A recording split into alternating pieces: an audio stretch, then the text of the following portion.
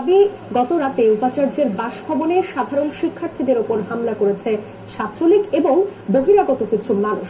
এর প্রতিবাদে ক্যাম্পাসের মূল ফটকে প্রক্টরের গাড়ি আটকে দিয়ে বিক্ষোভ করে শিক্ষার্থীরা। ক্যাম্পাসে ঢুকতে বাধা পেয়ে পরে ফিরে যান প্রক্টোরিয়াল বডির সদস্যরা। এমন পরিস্থিতিতে জরুরি সিন্ডিকেট সভায় বসেছেন বিশ্ববিদ্যালয় কর্তৃপক্ষ। নিরাপত্তা নিশ্চিত করতে বহিরাগত ঠেকাতে ক্যাম্পাসের সব ফটক বন্ধ করা হচ্ছে বলে জানান জাবির প্রক্টর।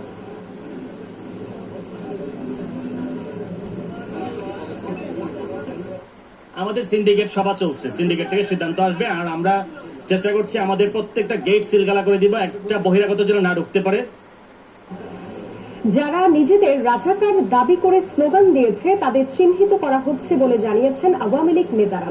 বাংলাদেশ বিরোধী এমন অবস্থান সহ্য করা হবে না জানিয়ে সরকারের ৩ মন্ত্রী বলেন, বিএনপি জামায়াত কোটা সংস্কার আন্দোলনে ফায়দা লোটার চেষ্টা করছে।